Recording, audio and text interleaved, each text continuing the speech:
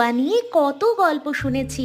শুনেছি আগে নাকি এখানে এক রাজার কন্যা এসে গোসল করত। কালের বিবর্তনে এখন আমাদের ঠাঁই হয়েছে এখানে। কিন্তু এত বড় ঘন্টাটার কাজ কি, সেটাই আজ অব্দি বুঝলাম না আমি। কি রে দিদি ভাই, তুই একা একা এই কুয়ার ধারে কি করছিস? আমি এসেছিলাম তোমাকেই খুঁজতে। কোথায় গিয়েছিলে তুমি সকাল সকাল? এই একটু গাঁয়ের দিকে গিয়েছিলাম রে দিদি ভাই, কটা চাল কিনে নিয়ে এলাম। রাত নেমে গেলে তো এই জঙ্গলের রূপ পরিবর্তন হয়, তাই দিনের আলো থাকতেই সব কাজ মিটিয়ে নিলাম। সত্যি এক আশ্চর্য বিষয় না দাদি? আমরা দুজন মেয়ে মানুষ এই জঙ্গলের মাঝে টিকে গেলাম। আমাদের সাথে আছে বিধাতার আশীর্বাদ, সেই জন্যই তো কোনো বিপদ আমাদের ছুঁতে পারে না। আচ্ছা দাদি, এই ঘন্টাটা কিসের জন্য রাখা হয়েছে এখানে? এটা রাখা হয়েছে যদি কখনো জঙ্গলে কোনো বিপত্তি দেখা দেয়, তবে এই ঘন্টা বাজালে সকল গ্রামবাসী ছুটে আসবে আর সবাই সতর্ক হয়ে যাবে। ওহো, তাই বলো? আমি আরো ভেবে মরছি এই ঘন্টাটার কাজ কি তাই নিয়ে। এত ভাবতে হবে না, আকাশের অবস্থা ভালো নয়, যে কোনো সময় বৃষ্টি শুরু হতে পারে। এই বর্ষাকালে সারা দিন বৃষ্টি হয়। চল, আমাদের বাকি কাজগুলো সেরে ফেলি। হ্যাঁ হ্যাঁ, তাই চলো।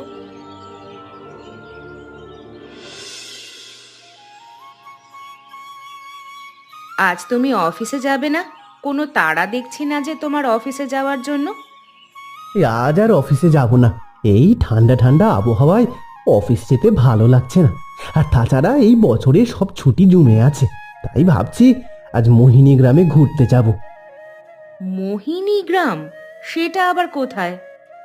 আছে এক গ্রাম, বড় এক বন, তার নাম মায়াবন। সেই বন পাড়ি দিলেই মোহিনী গ্রাম পড়বে। ছবির মতো সুন্দর সেই গ্রাম। পাহাড়ের কোল ঘেঁষা গ্রামটা এই বর্ষায় অপরূপ হয়ে ওঠে। ইট পাথরের এই শহরে বড্ড একঘেয়ে লাগছে, তাই ভাবলাম সবাইকে নিয়ে একটু ঘুরে আসি। হ্যাঁ, আজই যাব বাবা। তোমার প্রয়োজনীয় জিনিসপত্র ব্যাগ সব গুছিয়ে নাও দেখি। ঠিক আছে। এমনিতেই বনের মাঝখানে থাকি আমি আর আমার দাদি। এর মধ্যে আবার এই বর্ষার সময় এলে সারাদিন ঘরে থাকতে হয়, একটু বাইরে বেরোবার উপায় পর্যন্ত নেই। কি রে দিদি ভাই, আকাশের দিকে চেয়ে একা একা কি বলছিস রে? কি আর বলবো দাদি, একে তো থাকি জঙ্গলের মাঝে একা একা, তার উপরে এই বৃষ্টি বাদলের দিনে কোথাও বেরোতে পারি না। কোথায় আর যাবি? আমাদের তো নিজের কোনো জায়গা নেই রে দিদি ভাই। সেই জন্যই তো এই জায়গাটা পড়েছিল বলে আমাদের বসবাসের উপযোগী করলাম। নিজস্ব থাকার জায়গা নেই বলে আজ এই জঙ্গলের মাঝে থাকতে হয়। তার উপর আকাশে মেঘ দেখলে আমার একটুও মন ভালো লাগে না। কথায় আছে, আকাশে মেঘ দেখে কেউ করিস নে ভয়, আড়ালে যে তার সূর্য হাসে। অন্ধকারের পরেই তো আলোর দেখা পাবি। প্রকৃতির এই লীলা খেলা চলবে 12 মাসই। রাতের জন্য তো রান্না করা হলো না। বৃষ্টি নামার আগে রান্না সেরে ফেলতে হবে, না হলে বৃষ্টি শুরু হলে রান্নাঘর থেকে ঘর, আবার ঘর থেকে রান্নাঘর যেতে গেলে ভিজে মরতে হবে। সেই ভালো, যা রান্না চাপিয়ে দে দেখি দিদি ভাই। চলো না বাবা, আমরা গরুর গাড়ি করে ও গ্রামে যাই। আমি কখনো গরুর গাড়িতে চড়িনি, আজকে আমাকে গরুর গাড়ি করে নিয়ে চলো না। শুনেছি অনেক দূরের পথ, এর মধ্যে আবার গরুর গাড়ি করে গেলে তো অনেকটা সময় লেগে যাবে। এদিকে আকাশের অবস্থা বেশি ভালো দেখছি না, যখন তখন বৃষ্টি নামতে পারে। ও বাবা, ও বাবা, চলো না গরুর গাড়িতে করে যাই। ঠিক আছে বাবা, আমার সোনা বাবা। আমার সোনা বাবা আমার কাছে আবদার করেছে, আর আমি কি তা না রেখে থাকতে পারি বাবা? এই গরু গাড়ি, এদিকে এসো তো। মোহিনী গায়ে যাবে নাকি? বেশ, চলো তবে। এসো এসো, সবাই গরুর গাড়িতে উঠে বসো। আয় বাবা আয়। আমি বাড়ি ফিরে আমার সব বন্ধুদেরকে বলবো আমি গরুর গাড়িতে করে ঘুরেছি। ঠিক আছে বাবা, বলিস। আচ্ছা, এই লোকগুলোকে আমার কেমন যেন লাগছে। তাড়াতাড়ি গাড়িতে চড়ে বস বাবা। হ্যাঁ হ্যাঁ চলো। এই নে বাবা, যেতে যেতে বাদাম আর চানাচুর ভাজা খা। আবহাওয়া দেখে তো মনে হচ্ছে বৃষ্টি নামলো বলে। আমারও তাই মনে হচ্ছে বৃষ্টি নামলে আমরা মোহিনী গ্রামে পৌঁছাতে পারবো তো মা? জানি না রে বাবা, সামনেই তো আবার বিশাল বড় মায়া বন। এই বন পার হলে তবেই না সেই গ্রাম। আমার কেমন যেন অস্বস্তি হচ্ছে। এই যা, ঠিক যা ভেবেছিলাম তাই হলো। এখন এই মাটির রাস্তায় বৃষ্টি হলে গরুর গাড়ি চলবে কি করে কে জানে। বৃষ্টি দেখতে তো ভালোই লাগছে আমার মা। গরুর গাড়িতে করে বৃষ্টি দেখতে দেখতে বন পার হয়ে গ্রামে যাব। কি গো, গাড়ি যে থেমে গেল, কি হলো কি? সবাইকে নামতে হবে। এই বৃষ্টি দিয়ে গাড়ি আর সামনে এগোবে না। তাছাড়া রাস্তায় কাদা হবার কারণে গাড়ি নিয়ে আর সামনে যাওয়া সম্ভব হবে না। সে কি, এখন এই বৃষ্টি মাথায় আমরা যাব কোথায়? তবে গাড়িতে বসে একটু অপেক্ষা করে দেখি, বৃষ্টি থামলে আমরা নিজেরাই পায়ে হেঁটে বন পার হব। না, এই বর্ষার সময় কেন যে গ্রামে আসার ভূত চাপলো তোমাদের মাথায় কে জানে। বৃষ্টির দিকে চেয়ে আর মনে কি ভাবছো দাদিজি? না রে দিদি ভাই, তেমন কিছু ভাবছি না। এই বৃষ্টি দেখলেই আমার পুরনো সব স্মৃতি মনে পড়ে যায়। কিসের স্মৃতি দাদিজি? এমনই এক বর্ষার দিনে আমি বারান্দায় বসেছিলাম, পাশেই তোর মা তোকে কোলে নিয়ে ঘুম পাড়াচ্ছিল। হঠাৎই খবর এলো মাছ ধরতে গিয়ে তোর দাদু আর তোর বাবা পানিতে ডুবে মরেছে। তোর মা তা সইতে না পেরে সেখানেই মারা গেল। থাক দাদিজি, সেসব কথা ভেবে আর কষ্ট পেও না, আমি তো আছি তোমার জন্য। হ্যাঁ রে দিদি ভাই, এখন তো তুই আমার সব। সেদিনের সেই ঘটনাটার পরে তোর দাদুর ভাই আমাদের জমি জমা সব কেড়ে নিয়ে বাড়ি ছাড়া করেছিল আমাদের। তাতে কি, আমাদের বাড়িঘর সম্পদ দিয়ে কি হবে দাদি? আমরা এখানে দিব্যি অনেক সুখেই আছি। এই শীত গ্রীষ্ম বর্ষা সবই আরো উপভোগ করছি এখানেই। আমি তোকে একটা ভালো জীবন দিতে পারলাম না, এটাই আমার আফসোস রে দিদি ভাই। আফসোস করলে কি কোনো কিছু ফিরে আসবে বলো তো? তার থেকে আমরা এখানে অনেক সুখে দিন কাটাচ্ছি। সারা বনে কেবল আমাদের রাজত্ব চলে। শুধু আমাদের রাজত্ব চলে না রে দিদি ভাই, এই মায়া বনে একদল ডাকাত আছে। ওরাই এই বনে রাজত্ব করে। একলা অপরিচিত মানুষ পেলেই ডাকাতি করে। তাহলে তো আমাদের সাবধানে থাকতে হবে সব সময়। হ্যাঁ রে দিদি ভাই, সব সময় আমাদের উপস্থিত বুদ্ধি কাজে লাগাতে হবে, আর সেই সাথে সব সময় প্রস্তুত থাকতে হবে। তোর হাতের বানানো চায়ে তোর মায়ের হাতে স্বাদ লেগে আছে রে দিদি ভাই। তোর মাও ঠিক এমনটাই স্বাদের চা বানাতো। তুমি তো বলো আমি নাকি আমার মায়ের সব গুণ পেয়েছি। হ্যাঁ রে দিদি ভাই, তোর মা রূপে লক্ষ্মী তেমনি গুণবতী ছিল, আর বুদ্ধিতে তাকে মাত দেবে এমন কেউ ছিল না। 10 গাঁ খুঁজে এমন বউ পাওয়া ভাগ্যের ব্যাপার। কিন্তু বিধাতা সেই সুখ আমাদের কপালে রাখলেন না। থাক দিদি ভাই, দুঃখ করিস না। কপালে বিধাতা যা রেখেছেন তা হবেই আমাদের। বাড়িতে কেউ আছেন? কেউ বাড়িতে আছেন? বড্ড বিপদে পড়েছি, আমাদেরকে একটু আশ্রয় দিন। ও কি বাবা, বউ ছেলে নিয়ে ভিজছো যে, ঠান্ডা লেগে যাবে তো, বারান্দায় উঠে এসো। দিদি ভাই, তাড়াতাড়ি ঘর থেকে একটা গামছা এনে দে, আর ওদের কিছু গরম কাপড় দে। এই বৃষ্টিতে এভাবে কেউ ভেজে নাকি? আর বলবেন না মাঝি, আমরা মায়াবন পার হয়ে মোহিনী গ্রামে যেতে চেয়েছিলাম ঘুরতে, তা পথমধ্যেই বৃষ্টির জন্য আটকে পড়লাম। সে বুঝেছি, আগে সবাই জামা কাপড় পাল্টে নাও দেখি। আর তোমার ছেলেটা যে শীতে কাঁপছে, ওর মাথাটা আগে মুছে দাও। উফ, এখানে এসে যেন স্বস্তির নিঃশ্বাস ছাড়লাম। না হলে পথে তো কয়েকজন লোক আমাদের পিছু নিয়েছিল। এই বন বড় রহস্যময় বাবা। যাও, সবাই ঘরে গিয়ে জামা পাল্টে এসো আগে। আপনারা আসুন আমার সঙ্গে। আমরা এখানে দাদি নাতনি থাকি, আমাদের আর কেউ নেই আপন বলতে। দুজনের টানাটানির সংসার। তাছাড়া এই বর্ষার মধ্যে তোমাদের জন্য বেশি কিছু জোগাড় করতে পারিনি বাবা। সে কি বলছেন মাঝি? আপনি যে আমাদের এই বিপদের দিনে আশ্রয় দিয়েছেন, আমাদের খেতে দিচ্ছেন, সেটাই তো অনেক। আপনি না আশ্রয় দিলে এই বর্ষার দিনে জঙ্গলে কোথায় যেতাম আমরা? আমরা তো কিচ্ছু চিনিও না সেভাবে। আমি থাকতে কারো কোনো বিপদ হোক, সেটা আমি কখনোই হতে দেব না। আমি বুড়ো মানুষ, এখন আর রান্না বান্না করতে পারি না দাদু ভাই।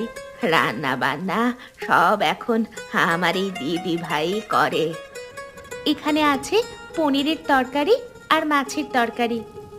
কতদিন বাদে আজ আমার বাড়িতে প্রাণ এসেছে মনে হচ্ছে। আগে তো কেবল আমরা দুজনে থেকেছি। সত্যি তো, এই ঘন জঙ্গলের মধ্যে আপনারা একা থাকেন কেন? আমাদের আসল বাড়ি ওই মোহিনী গ্রামে। আমার লোকটা মারা যাওয়ার পরেই আমার জেঠজি আমাকে আর আমার নাতনিটাকে বাড়ি ছাড়া করেছে আমাদের সম্পদের লোভে। থাক সেসব কথা, খাবার যে ঠান্ডা হয়ে যাচ্ছে, সবাই খাওয়া শুরু করুন। তাহলে ছোটবেলায় শকুন্তলা দিদি অমন ভয় পেতে বুঝি? বাইরে এমন জঙ্গলে থাকতে কার না ভয় করবে বলো তো? সত্যিই তো, আমি নিজেই এখনো ভয় পাচ্ছি। আর ও তো তখন ছোট্ট ছিল। কি করে যে থেকেছো তোমরা এখানে? ঘরের পেছনে একটা কুয়া আর একটা বড় ঘন্টা দেখলাম। এগুলো কি কাজে ব্যবহার হয় মাঝি? এগুলো আমাদের আত্মরক্ষার জন্য।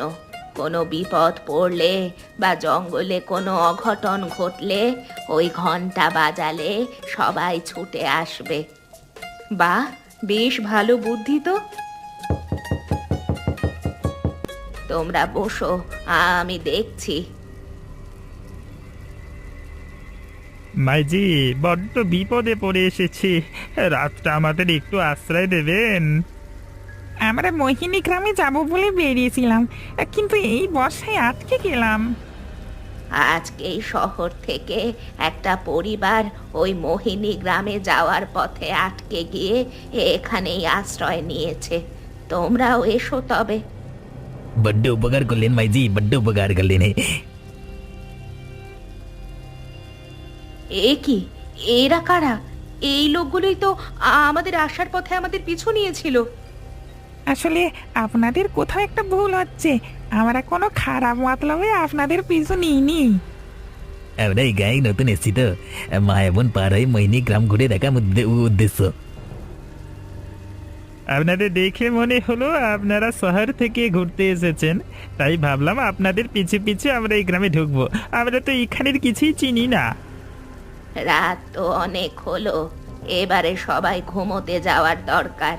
আমাদের তো থাকার জায়গা কম। তোমরা ওই পাশে আশ্রয় নাও বাবা। ঠিক আছে মাঝি।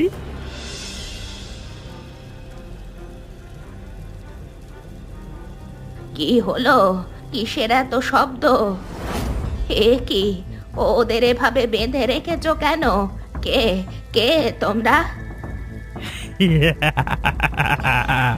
আরে আমরা হলাম গিয়ে এই মায়া বনের ডাকাত দল। আমরা এই বনের রাজা।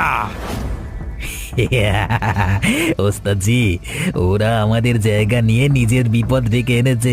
এখন পালাবে কোথায় তোমরা? এই বুড়িকেও বেঁধে ফেলি, কি বলো ওস্তাদজি? না না, বুড়ি এমনিতেই শ্মশানে যাওয়ার বয়স হয়ে গেছে। বুড়ি আর আমাদের কি করবে? আমি আগেই বলেছিলাম এই লোকগুলোকে আমার বেশি সুবিধার মনে হচ্ছে না। কেউ তখন আমার কথা পাত্তা দিলে না। সেই জন্যই তো এখন খেসারত দিতে হচ্ছে। চুপ, একদম চুপ। বেশি কথা বললে গলা থেকে মাথাটা একেবারে আলাদা করে দেবো এক কোপে। শহর থেকে এসেছিস, সাথে করে কি কি এনেছিস বল। যার কাছে যা আছে সব দিয়ে দে, সোনা দানা সব চাই আমাদের, সব সব। শুধু কি তাই, ব্যাংক ব্যালেন্স যা আছে সব আমাদের নামে করে দিতে হবে। তোদের বাড়িতে খবর দিয়ে মুক্তিপণ আদায় করবো বে। আমাদের বাড়িতে আর কেউ নেই, আমরা সবাই মিলে তো ঘুরতে বেরিয়েছি। বেশ তো, কালকে সকাল হলে তোকে ছেড়ে দেব।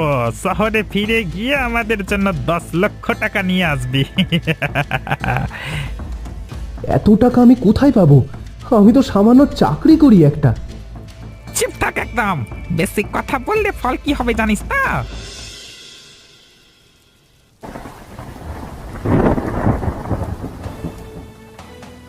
ওরে শয়তানের দল, ছেলেটাকে এইভাবে মারিস না, ছেড়ে দে ওকে, না হলে কিন্তু তোদের কপালে খুব বিপদ আছে। ওকে ওকে ছেড়ে দিন আপনারা, আমরা সব দিয়ে দেব। আমাদের কাছে যা যা আছে সব দিয়ে দেব। চুপ থাক একদম। তোদের কাছে কি এমন আছে আর? তোর স্বামীকে বল শহরে গিয়ে টাকা জোগাড় করে আনতে। আমার বউ বাচ্চা রেখে আমি কোথাও যাব না। বেশ, যাবি না তবে? তোমরা আমার বাবাকে ছেড়ে দাও। ও বাবা, তোমার কি হলো? ওগো ওগো, তোমার কি হলো? তবে রে শয়তানের দল, ভালোই ভালোই বলছি, আমার দাদিজির সঙ্গে খারাপ আচরণ করলে কিন্তু এর ফল ভালো হবে না। আমরা খারাপ হলে এর ফল কি হতে পারে ভেবে দেখেছিস মেয়ে?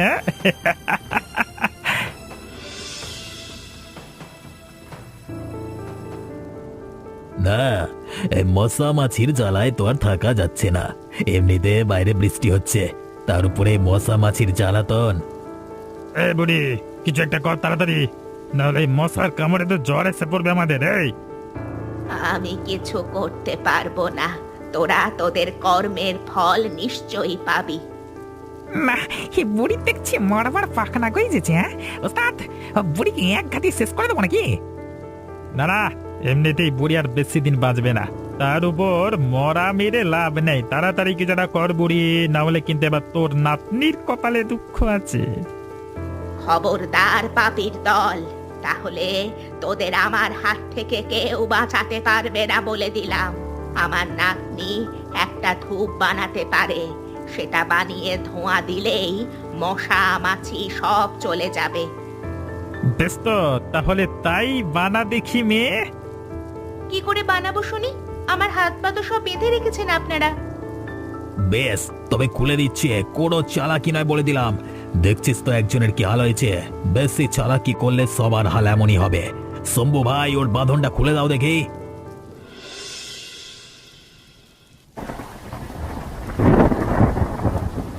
ওগো ওগো, তুমি ঠিক আছো তো?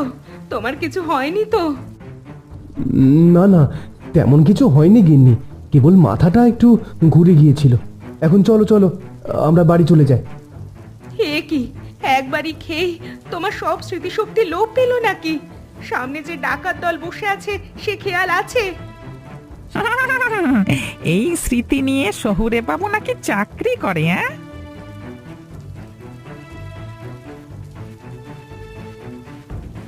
কই, এটা থেকে ধোঁয়া বেরোচ্ছে না তো?